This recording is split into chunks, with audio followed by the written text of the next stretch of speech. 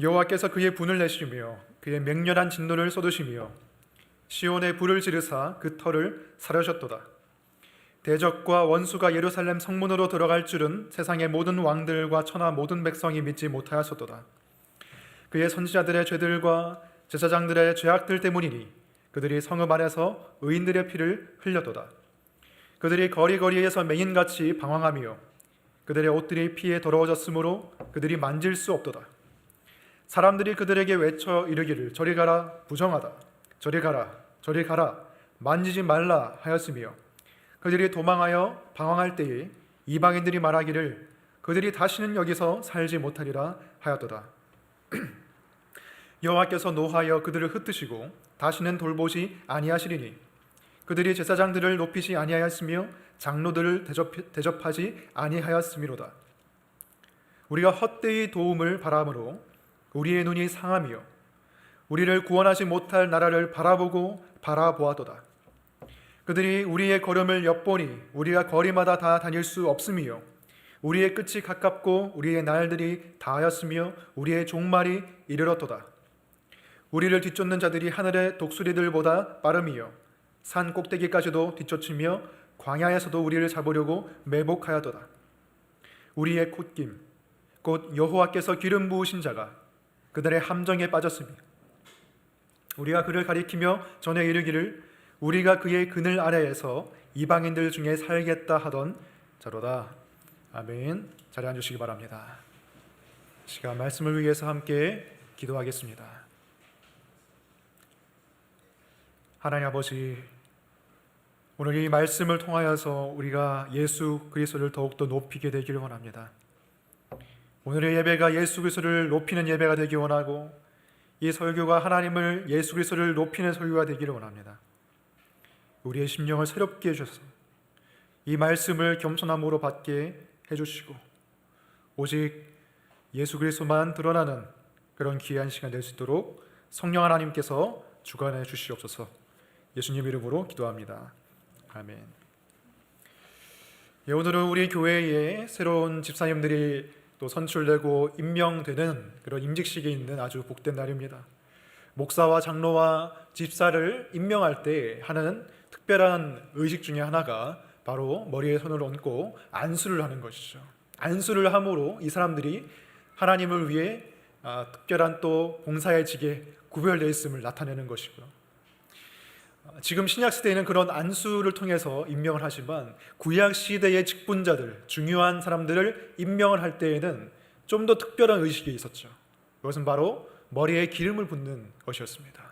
머리에 기름을 부어서 이 사람이 하나님을 위해서 거룩하게 구별되었음을, 하나님을 위해서 일을 하게 되었음을 표하는 것이었어요. 그래서 기름 부음을 받는 자, 받은 자, 이것이 히브리어로 메시아입니다.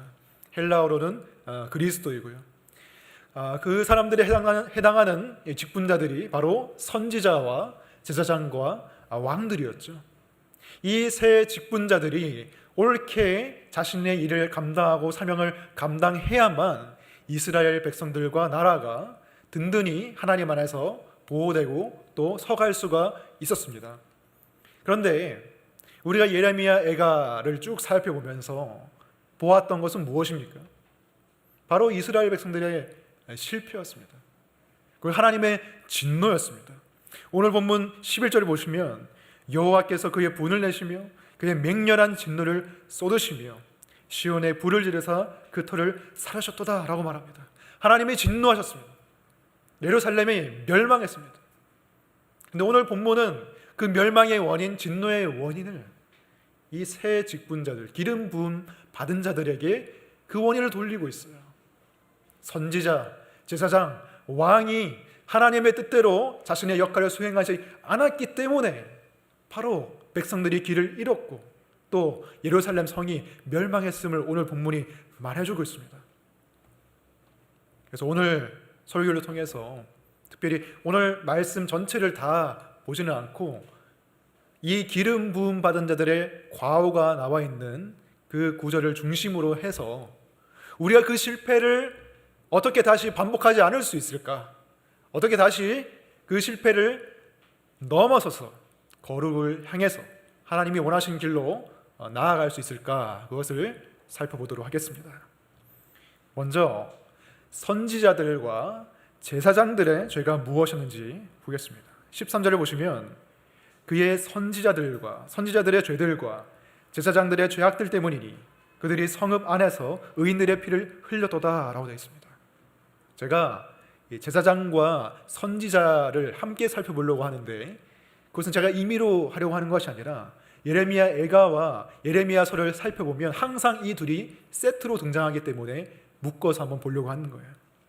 이러한 예들을 우리가 다 살펴보기는 어렵고, 몇 구절만 보시면, 먼저 예레미야 5장 31절을 보시면 선지자들은 거짓을 예언하며 제사장들은 자기 권력으로 다스리며 그 백성은 그것을 좋게 여기니 마지막에는 너희가 어찌하려느냐. 선지자와 제사장의 죄악을 함께 말하고 있죠. 다음으로 예레미야 6장 13절을 보시면 이는 그들이 가장 작은 자로부터 큰 자까지 다 탐욕을 부리며 선지자로부터 제사장까지 다 거짓을 행함이라. 여기서도 선지자와 제사장은 세트로 나오고 있습니다. 마치 복음서에서 예수님을 핍박하는 자들, 대제사장과 서기관들, 이들이 항상 한 세트로 등장했던 것과 비슷한 거예요. 이들이 같이 등장하는 이유가 무엇일까? 그것은 그들이 같이 죄악을 저지르는 한 운명 공동체와 같은 어떤 커넥션이 있는 그런 자들이었기 때문이에요. 오늘 말씀 4장 13절 보시면 그들이 성읍 안에서 의인들의 피를 흘렸도다 라고 되어 있습니다. 그들이 의인들의 피를 흘렸습니다. 이것을 봐서는 왜 그렇게 했는지, 이 의인들이 어떤 사람인지 우리는 정확히는 알 수가 없어요. 하지만 우리가 성경을 잘 살펴보면 알 수 있는데, 우리가 역사 소설이나 영화 같은 걸 보면은 조선왕조실록의 어떤 한 구절을 가지고 작가가 상상력을 발휘해서 그 당시에 어떤 일이 있었는지 막 지어내고 하는데, 그렇게 지금 하려고 하는 것이 아니라 우리가 성경을 해석할 때 특별히 예레미야 애가 같은 책은 예레미야서와 함께 봐야 되는 거예요. 왜냐하면 예레미야 선지자가 쓴 그런 책이기 때문에, 둘 다 예레미야 선지자가 썼기 때문에, 마치 신약에 누가복음과 사도행전이 누가라는 저자가 함께 쓴 책이라서 그 둘을 함께 봐야 되는 그런 성경 해석의 작업이 있는데, 오늘도 마찬가지입니다. 그래서 예레미야서를 우리가 함께 살펴보면 오늘 본문 13절의 의미를 더 깊이 이해할 수가 있어요. 13절에 나오는 의인들이 왜 피를 흘렸는가, 우리가 한번 이 탐정이 추리하듯이 차근차근 한번 따라 보시기 바랍니다. 예레미야 26장 8절을 보시면 예레미야가 여호와께서 명령하신 말씀을 모든 백성에게 전하기를 마침에 제사장들과 선지자들과 모든 백성이 그를 붙잡고 이르되 네가 반드시 죽어야 하리라. 여기 보시면 선지자와 제사장이 또 함께 나오죠. 그리고 그들이 예레미야를 죽이려고 했습니다. 왜 그랬느냐? 예레미야가 이렇게 말했기 때문이에요. 당신들 제사장들과 선지자들 그리고 백성들이 지금같이 계속해서 똑같이 하나님 말씀을 어기고 우상 숭배하는 그런 삶을 산다면 하나님께서 예루살렘에 멸망과 재앙을 주실 것이고, 당신들이 그렇게 소중히 여기는 성전도 남김없이 무너질 것이요 라고 예레미야가 예언했을 때에 이 선지자와 제사장들이 예레미야를 죽이려고 들었다. 예수님도 그렇죠. 예수님도 이 성전이 무너질 것이다 예언하니까 그때 대제사장들과 서기관들이 예수님을 죽이려고 모의하기 시작했죠. 똑같은 거예요. 왜? 제사장들의 경우에는 성전이 없으면 소위 말해서 밥벌이가 안 되는 거예요. 사람들이 성전에 제물을 가져와야 제사장들이 먹고 살 수가 있는 거예요. 성전은 자신들의 생계를 위해서 필요한 생계 수단의 그런 도구였어요. 그래서 제사장들이 눈이 뒤집어진 거예요. 근데 우리가 생각해 보면 그래도 하나님께서 기름 부으셔서 임명한 제사장인데 뭐 좀 다른 고상한 이유로, 거룩한 이유로 성전의 멸망에 대해서 반대한 것이 아닌가, 우리가 이렇게 생각할 수도 있는데요, 전혀 그럴 가능성이 없습니다. 왜냐하면 이미 그들은 성전에서 하나님이 아닌 다른 신들을 섬기고 있는 상태였기 때문이에요. 예레미야 7장 9절과 10절을 보시겠습니다. 너희가 도둑질하며 살인하며 간음하며 거짓 맹세하며 바알에게 분향하며 너희가 알지 못하는 다른 신들을 따르면서 내 이름으로 일컬음을 받는 이 집에 들어와서 내 앞에 서서 말하기를 우리가 구원을 얻었나이다 하느냐. 이는 이 모든 가증한 일을 행하려 함이로다. 성전 안에서 있을 수 없는 일들이, 상상할 수도 없는 일들이 일어나고 있었어요. 도둑질하고 살인하고 간음하고 거짓 맹세하는 자들, 즉 십계명을 어긴 자들, 이들이 회개하지도 않는데 제물만 갖고 와서 성전에서 예배드릴 때, 제사할 때, 그것도 하나님이 아닌 바알에게 제사할 때 제사장들은 그들에게 용서를 선포했습니다. 그리고 그들이 자신들이 생각하는 하나님 앞에서 나와서 오늘 이 말씀에서 보는 것처럼 우리가 구원을 얻었다라고 말하고 있어요. 기가 막힌 일입니다. 기가 막힌. 하나님도 아닌 바알에게 제물을 끌고 와서 회개하지도 않는데 제사장은 용서를 선포하고 자신들은 스스로 구원을 얻었다고 만족하면서 돌아가는 모습을 볼 수가 있어요. 그리고 선지자들은 어떤 메시지를 전했습니까? 예레미야 6장 14절을 보시겠습니다.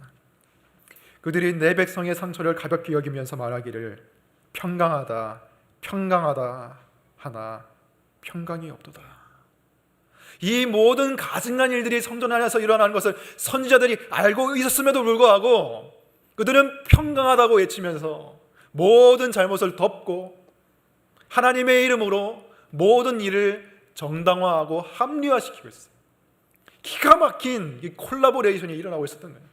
제사장들은 우상 숭배를 주도하고 선지자들은 그것을 평강하다고 덮어주는, 이들은 죄악된 운명의 공동체였다. 그래서 예레미야가 성전이 무너질 것이라고 얘기했을 때 그들은 예레미야를 죽이려고.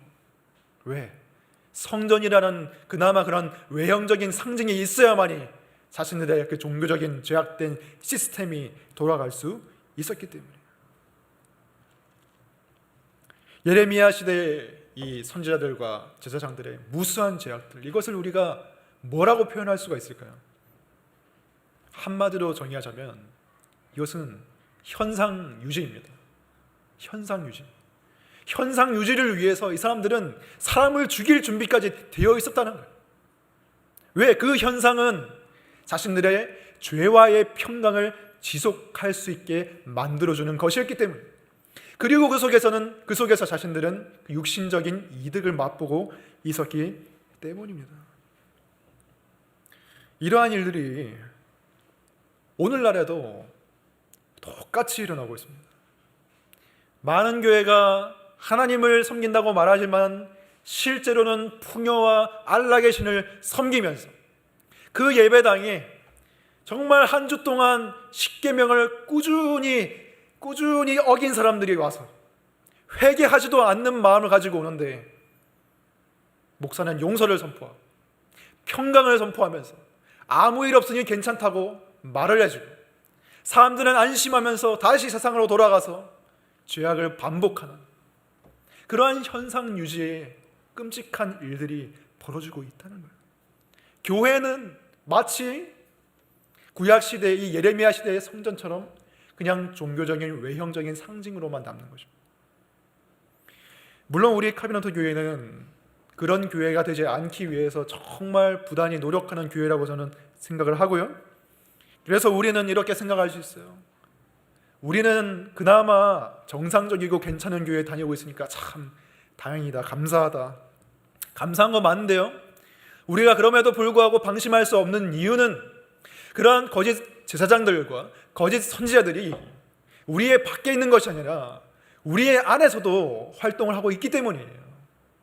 우리의 죄에 대해서 우리 스스로 제사장이 돼서 스스로 용서를 선포하고, 우리의 죄에 대해서 스스로 우리가 선지자가 되어서 스스로 평강하다고 선포하는 게 우리 자신의 모습이 아닙니까? 그러한 우리 안에서 거짓 제사장과 거짓 선지자들의 활동이 계속되는 한 우리 안에서 우리의 삶 속에서 진정한 의미 있는 변화는 일어날 수가 없는 것이에요. 우리가 말로는 변화하고 싶다고 얘기를 하지만 실제로는 그 현상 유지가 좋고 마음에 들고 그게 평안한 것입니다. 예를 들면은 내가 기도하는 삶을 살고 싶다. 내 삶이 좀 기도하는 삶으로 변화되고 싶다. 이런 마음을 가질 수가 있겠죠. 그런데 그러한 마음에 대항하는 우리 안에 있는 그런 거짓 제사장과 선지자들이 있다는 것입니다. 그래서 스스로 기도하지 못하는 나의 어떤 죄악과 나태함에 대해서 스스로 용서를 해서 무슨 기도 안 하는 게 죄야? 기도 안 하고 이때까지 잘 살았잖아. 기도 안 하는 게 무슨 뭐 남을 때리기라도 했냐? 뭐 남한테 피해 주는 게 있냐? 내가 기도 안 한다고? 괜찮아. 이때까지 평강했잖아. 이러한 목소리가 우리 안에서 울려 퍼지면서 우리 안에 필요한 변화가 일어나지 않는 거예요. 현실에 안주해 버리는 것이. 비단 기도의 문제만이 아닐 것입니다. 너무나 많은 우리 안에 그 공고한 현상 유지들이 너무나도 많아요. 우리가 끊고 싶은데 끊을 수 없는 죄의 문제도 있을 수가 있고, 나태해지고 매너리즘에 빠진 그런 안일한 신앙의 모습일 수도 있고요. 아니면 정말 하나님께서 원하시는 그 뜻을 내가 발견하고 마음에 품었는데 그것을 이행하지 못하도록 하는 우리의 육신의 그런 반란이 있다는 것입니다. 우리가 이 정말 지독한 이 현상 유지를 넘어서서 진정한 변화로 나아가는 길이 무엇일까? 그것은 명백합니다. 이미 우리가 원인을 알고 있으니까요. 우리 안에 있는 거짓 제사장과 거짓 선지자들을 몰아내고 진정한 제사장과 진정한 선지자를 모실 때 진정한 변화는 일어날 수가 있는 거예요. 예레미야 시대에 기름 부음 받은 모든 자들은 사실 실패했습니다. 하지만 진정한 기름 부음 받은 자, 실패하지 않는 분, 그분이 있습니다. 구약의 모든 제사장들과 선지자들은 그분의 그림자에 불과해요. 그분이 오실 때까지 주어진 그림자입니다. 실체가 있습니다. 그분이 누굽니까? 예수 그리스도입니다. 예수님이 우리의 진정한 선지자가 되시죠. 유대인들이 가장 존경하고 떠받들었던 그 선지자가 누굽니까? 모세죠. 모세는 시내산에서 산 위에서 율법을 받아서 사람들에게 하나님의 계명과 말씀을 선포해 주었습니다. 마찬가지로 예수님은 산 위에 올라가서 사람들에게 하나님의 백성에게 말씀을 선포하셨어요. 가르치셨어요. 그것이 무엇입니까? 산상수훈이에요. 예수님이 진정한 모세라는 거예요. 진정한 모세, 진정한 선지자이신 예수님의 말씀을 들어보면 그분의 말씀에는 현상 유지에 대한 것이 전혀 없습니다. 필요한 변화는 무슨 대가를 치러서라도 우리가 감당해야 됨을 예수님이 말씀하세요. 예수님 말씀 중에서 예수님이 이렇게 말씀하지 않으셨죠. 너희 눈이 죄를 범하게 하거든 그대로 놔둬라. 너희 손이 너희로 하여금 범죄하게 하거든 그냥 그대로 평안하게 놔둬라. 이렇게 말씀하시지 않으셨어요. 예수님은 뭐라고 말씀하셨습니까? 너의 눈이 너로 하여금 실족하게 하거든 빼어내버려라. 손이 너에게 실족하게 하거든 찍어내버려라. 신체의 일부분이 절단되는 것이, 찍어내버려지는 것이 온몸이 지옥에 던져지는 것보다 훨씬 낫다. 무슨 말입니까? 필요한 변화가 있다면, 하나님과 나 사이를 막고 있는 죄가 있다면, 우리가 거룩으로 나아가지 못하게 하는 무언가가 있다면 과감히 쳐내라는 것입니다. 과감히 쳐내라. 죄와의 평강이 지속되는 한 하나님과의 평강이 찾아올 수 없기 때문이에요. 우리가 죄와 평강하면서 현상유지를 하는 한 하나님과의 진정한 평화는 있을 수가 없습니다. 우리는 그 선지자의 목소리를 들어야 돼요. 그 선지자의 목소리를 듣고 우리 안에 합리화시키고 평강하다, 평강이 없는데 평강하다고 말하는 그 목소리를 몰아내야 됩니다. 그리고 예수님은 진정한 제사장이시죠. 예레미야 시대의 제사장들은 재물에 대한 욕심으로 가득했습니다. 그래서 회개 없이도 재물만 끌고 오면 용서를 선포했습니다. 하지만 예수님은 자기 자신을 제물로 드리신 제사장이에요. 예수님이 친히 피를 흘리심으로 우리의 죄를 속해 주셨어요. 정말 내 몸을 너무너무 사랑하고 아까워해서 우리가 계속 죄를 짓는데도 아무것도 잘라내지 못하는 우리를 위해서 예수님은 자신의 모든 것을 다 내어주셨어요. 히브리서 9장 14절을 함께 보겠습니다. 히브리서 9장 14절. 여러분 마스크를 쓰셨지만 그래도 이 말씀은 같이 한번 읽어보면 좋을 것 같습니다. 읽어보겠습니다. 시작. 하물며 영원하신 성령으로 말미암아 흠없는 자기를 하나님께 드린 그리스도의 피가 어찌 너희 양심을 죽은 행실에서 깨끗하게 하고 살아계신 하나님을 섬기지 못하겠느냐. 아멘. 이 말씀을 보시면 그리스도의 피에 우리의 양심을 깨끗하게 하는 능력이 있다고 말하고 있습니다. 신앙생활에 있어서 양심은 굉장히 중요한 요소입니다. 여러분, 양심이 무뎌지고 양심이 화인맞고 양심이 딱딱해지면 우리는 자신의 잘못을 발견할 수가 없어요. 말씀을 읽어도 그냥 좋은 말씀이네, 늘 읽던 말씀이지, 이렇게 지나가고 마는 이유는 우리의 양심이 죽어있기 때문이에요. 우리의 양심이 더 이상 나의 죄악을 인지하지 못하는 상태로 갔기 때문이에요. 정말 거룩한 사람은 자신의 비겁함과 자신의 죄를 아는 사람이에요. 자신의 죄를 부끄러워할 줄 아는 사람이에요. 양심이 살아있는 사람이에요. 최근에 북클럽에서 장기려 박사님에 대한 전기를 읽었는데 거기 보면 자기 자신의 비겁함에 대해서 너무 여러 번 말하고 있어요. 나같이 비겁한 사람이 없다. 나같이 비겁한 사람. 우리가 봤을 때는 정말 성자 같은 분인데 자기 자신을 비겁하게 여기는 거예요. 왜? 양심이 살아있기 때문이에요. 근데 왜? 많은 경우에 우리 안에 거짓 제사장과 선지자들의 활동으로 인하여서 우리의 양심이 무뎌지고 딱딱해져서 부끄러워할 줄 모릅니다. 말씀을 봐도 그 말씀대로 살아야겠다는 생각도 안 들고요. 하지만 변화의 길이 있어요. 그것은 예수 그리스도의 피입니다. 예수 그리스도의 피가 오늘 말씀에 보면 우리의 양심을 깨끗하게 하고 다시금 하나님을 섬기게끔 만든다고 나와 있습니다. 피를 보세요. 예수 그리스도의 피를 묵상하면 그 피가 바로 나의 죄 때문에 흘려진 피라는 것을 우리가 알 수 있을 거예요. 그 피의 가치를 생각해 보세요. 염소의 피도 아니고 소의 피도 아니고 돼지의 피도 아니고 살아계신 하나님의 아들의 피인 그 피가 나를 위해 흘려졌는데 지금 내 삶이 이 모양에서 되겠느냐. 어떤 사람은 이게 과한 죄책감을 불러일으킨다고 말하는 사람도 있지만 저는 그렇게 생각하지 않아요. 과한 죄책감이 아니라 우리에게는 과한 무뎌짐과 과한 무양심이 우리를 지배하고 있기 때문에 우리는 예수 그리스도의 피를 통해서 우리 안에 묻어져 있는 죄책감을 깨워야 되고 다시금 죽은 행실을 깨끗하게 해서 하나님을 섬기는 방향으로 나아가야 됩니다. 내가 내 삶을 바꿔봐야겠다 아무리 내 스스로 의지를 만들어내려고 해도 그거는 소용이 없어요. 그것에 성공했다고 해도 우리는 교만해지기 마련이에요. 하지만 그리스도의 피를 바라볼 때, 그리스도의 피를 우리가 묵상할 때 우리는 은혜로 말미암아 변화될 수가 있는 것입니다. 정리해보면 우리의 변화는 선지자이신 예수 그리스도의 음성을 듣는 것으로부터 시작해요. 그분의 메시지는 우리의 너무나도 낮춰져 있는 거룩의 기준을 끌어올리십니다.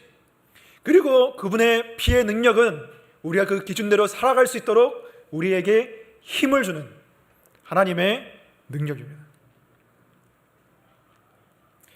구약시대에 기름 부음 받은 새 직분 중에서 우리가 아직 다루지 않은 것이 한 가지 있죠. 그것은 왕입니다. 오늘 본문 20절을 보시면 이스라엘의 왕을 이렇게 묘사하고 있습니다. 우리의 콧김 곧 여호와께서 기름 부으신 자라고 말하고 있습니다. 여기서 콧김이라는 번역이 좀 생소할 수도 있는데 이것은 코의 호흡, 코의 생명이라고 번역하는 게 좀 더 자연스러울 것 같아요. 호흡 없이 살 수 있습니까? 호흡 안 하고 살 수 없는 사람 없죠. 마찬가지로 왕이 없으면 그 나라가 유지될 수가 없다는 것을 말하고 있습니다. 왕의 통치에 따라서 그 나라가 흥할 수도 있고 이 나라가 예루살렘처럼 망할 수도 있다는 거예요. 이스라엘 백성이 이전에는 왕에게 기대를 걸었다고 나와 있습니다. 보시면 우리가 그를 가리키면 전에 이르기를 우리가 그의 그늘 아래에서 이방인들 중에 살겠다 하던 자로다.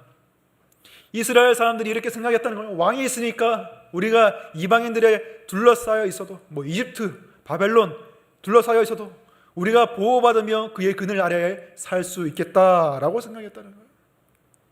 근데 그 왕이 함정에 빠졌다고 얘기하고 있어요.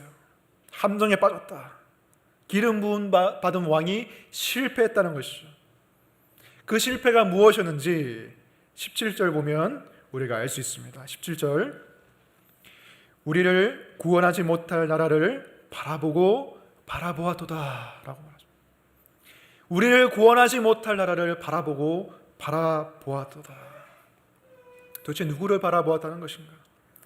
이 구절의 의미를 우리가 알려면 남유다 왕국의 마지막 역사에 대해서 우리가 공부할 필요가 있습니다.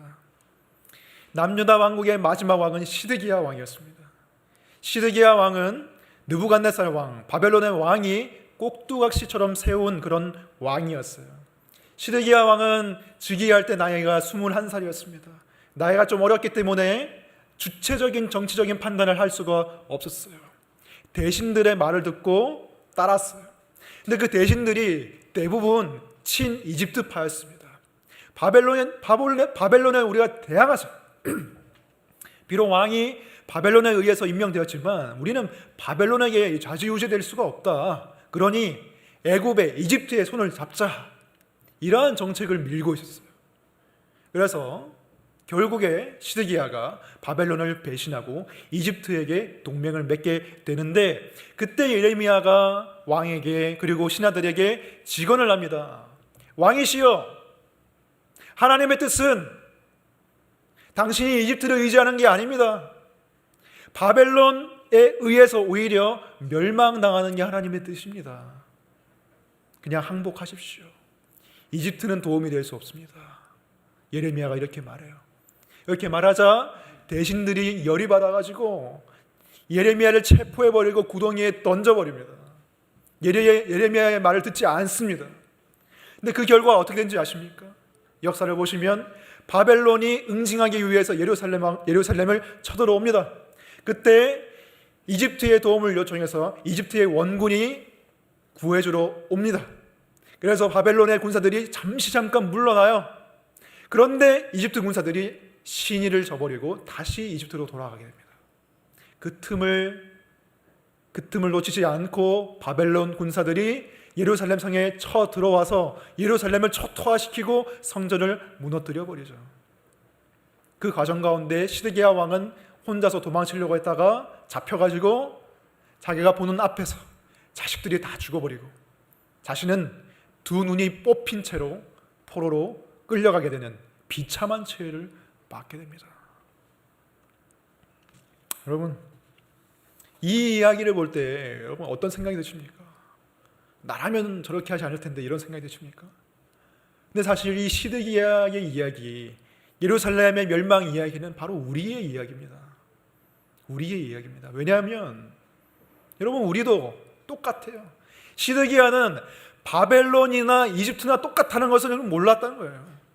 바벨론이나 이집트나 이스라엘을 위하는 나라들이 아니었어요. 이스라엘을 위하는 분은 하나님밖에 없었는데 바벨론이나 이집트나 똑같은데 이집트의 손을 잡은 것밖에 없습니다. 바벨론이 괴롭히니까 바벨론과 똑같은 이집트의 손을 잡은 거예요. 우리도 똑같이 살아가고 있어요. 세상이 우리를 괴롭히니까 우리는 세상에게 도움을 요청하는 거예요. 세상이 우리에게 스트레스를 주니까 세상의 힘으로 해결해 보려고 하는 거예요. 그것이 잠깐은 도움이 될 수 있어요. 이집트의 도움처럼 잠깐 우리에게 해방을 줄 수는 있습니다. 예를 들면은 나는 너무 돈이 없어. 돈이 부족해. 그걸 어떻게 해결하려고 합니까? 돈에 대한 탐심을 어떻게 해결하려고 합니까? 돈을 더 추구함으로써 해결하려고 하는 거예요. 그래서 오늘날 주식이나 코인이나 부동산에 그런 데 빠져서, 물론 그게 항상 나쁜 것은 아니지만 거기에 빠져버리는 경우에 그것이 잠깐 이집트와 같은 도움이 될 수 있지만 결국에는 어떻게 됩니까? 함정에 빠지는 거예요. 시드기야처럼 함정에 빠지는 거예요. 직장에서 스트레스 받을 때, 인간관계에 어려움이 있을 때 우리 어떻게 합니까? 맥주 사서 맛있는 거 먹으면서 유튜브 보잖아요. 영화 보잖아요. 나쁜 건 아니죠. 하지만 그건 잠깐의 도움이에요. 잠깐의 도움이에요. 이집트처럼. 그리고 잘못하면 그것 때문에 함정에 빠져요. 더 나쁜 길로 빠져요. 계속 다음 동영상 보다가 그 다음 날에 또 늦게 일어나고 피곤하고 또 직장 가서 일 잘못하고 스트레스 받고. 세상의 어려움 때문에 세상의 도움을 요청하는 것은 기름 부음 받은 자, 이 시드기야의 실패를 우리가 계속 반복하는 것에 지나지 않습니다. 우리는 이스라엘이 실패한 그 지점에서 한 발자국도 못 나가고 있는 거예요. 시대가 지나갔으니까, 수천 년이 흘렀으니까 인간이 좀 더 발전했겠지, 인간이 좀 더 지혜로워졌겠지. 어떤 사람은 인간이 심지어 진화한다고 말합니다. 과학기술이 발전하고 문명이 발전해서 인간의 삶이 더 나아졌다고 말합니다. 그런데 인간의 영적인 본질적인 상태는 하나도 좋아진 것이 없어요. 현상 유지조차 안 돼요. 오히려 더 퇴보하고 하나님과 멀어지고 있습니다. 이 기름 부음 받은 자의 실패, 이 시드기야 왕의 실패, 이것을 넘어서 우리가 나아가려면 어떻게 해야 되겠습니까? 답은 정해져 있습니다. 답은 정해져 있습니다. 답은 언제나 예수 그리스도입니다. 예수 그리스도가 답입니다. 그 왕이신 예수 그리스도의 통치를 우리가 받아들이는 것밖에 없습니다. 그래서 우리가 알면서도 우리 안에 그 현상 유지를 버리지 못하는 마음이 있다는 거예요. 요한복음 16장 33절을 보겠습니다. 요한복음 16장 33절 우리 같이 한번 읽어보겠습니다. 시작. 이것을 너희에게 이르는 것은 너희로 내 안에서 평안을 누리게 하려 함이라. 세상에서는 너희가 환난을 당하나 담대하라, 내가 세상을 이기었노라. 아멘. 이 말씀에서 말하는 것처럼 우리는 세상으로부터 환난을 당합니다. 돈 문제, 인간관계의 문제, 직장에서의 문제, 자녀의 문제, 종류를 바꿔가면서 계속 환난이 찾아오는데 그 환난 가운데서 우리가 이길 수 있는 방법이 뭐라고 말하고 있습니까? 이것을 너희에게 이르는 것은 너희로 내 안에서 평안을 누리게 하려 함이라. 어떻게 평안을 얻습니까? 내 안에서, 예수 그리스도 안에서, 우리의 왕이신 예수 그리스도 안에서 있어야만이 평강을 누릴 수 있다고 말합니다. 예수 안에 거하는 것이 어떻게 이루어집니까? 예수 안에 거하는 것이 무엇입니까? 우리 모두 신비적으로 난 예수 안에 있다, 예수 안에 있다 이렇게 세뇌하면 예수 안에 있게 되는 것입니까? 그런 게 아니죠. 예수 그리스도 안에 있다는 것은 예수 그리스도의 말씀 안에 거하는 것입니다. 왕이신 예수 그리스도의 통치를 받는 것은 그분의 말씀의 통치를 받는 것과 같은 말입니다. 말씀의 통치를 받지 않는 사람이 예수 그리스도의 왕의 다스림을 받는다고 말할 수가 없어요. 말씀의 통치를 받으면 우리의 삶의 변화가 일어나게 되어 있습니다. 불필요한 고난이 일어나지 않아요. 우리의 죄악 때문에 불필요한 고난이 일어나지 않고 삶의 질서가 잡혀가고요. 이유 없는, 내가 알 수 없는, 나 때문이 아닌 것처럼 고난은 아닌 것 같은 고난이 찾아오더라도 그것을 버티고 이겨낼 수 있는 내적인 힘이 일어나게 된다는 것입니다. 그것이 말씀의 힘이에요. 그리고 말씀과 기도를 우리가 막 떼어내서 생각할 필요가 없어요. 말씀을 정말 진지한 마음으로 보는 사람은 기도를 할 수밖에 없습니다. 왜? 말씀에서 말하는 것과 내 영혼의 상황이 너무 차이가 많이 나는 것을 느끼기 때문이에요. 그냥 건성으로 우리가 말씀을 보면 그냥 좋은 말씀이구나, 그냥 이렇게 넘어가지만 정말 그 말씀을 붙잡으려고 하면 이 말씀과 내 영혼의 모습이 너무나 격차가 벌어진 것을 보게 되기 때문에 기도할 수밖에 없는 거예요. 내가 이 말씀대로 살아가려면 기도의 능력 아니고선 내가 살 수 없겠구나, 기도의 능력이 아니고선 내가 이 말씀에 순종할 수 없겠구나, 이걸 깨닫게 되는 거예요. 그래서 기도하게 되는 거예요. 그것을 통해서 우리는 왕의 통치를 받게 됩니다. 물론 그렇게 하더라도 이 현실의 상황과 현실의 환경은 바뀌지 않을 수가 있어요. 하지만 거기에 대응하는 우리의 태도와 우리의 마음이 바뀌는 것입니다. 그것이 요한복음 16장 33절 이 말씀이 말하는 것입니다. 세상에서는 너희가 환난을 당하나, 환난은 계속 당하게 돼 있는 거예요. 환난은 계속 찾아와요. 하지만 담대하라, 내가 세상을 이겨노라. 계속되는 환난 중에서도 우리는 담대할 수가 있다는 것입니다. 그것이 왕 대신 예수 그리스도, 그분을 모실 때 우리가 가질 수 있는 승리인 것입니다. 말씀을 정리하겠습니다. 세상의 어려움 때문에 세상을 의지하는 게 잠깐 우리에게 도움이 될 수 있지만 결국에는 함정이 되는 것과 반대로 우리가 하나님을 의지하면 잠깐 우리의 육신과 제약된 본성이 불편해할 수 있겠지만 그것은 결국 평안함과 승리와 담대함으로 나아가는 길이 될 것입니다. 예수님이야말로 우리가 붙들 수 있는 진정한 선지자이시고 진정한 제사장이시고 진정한 왕이십니다. 모든 제사장들과 선지자들과 왕은 실패했지만 예수 그리스도는 실패하지 않습니다.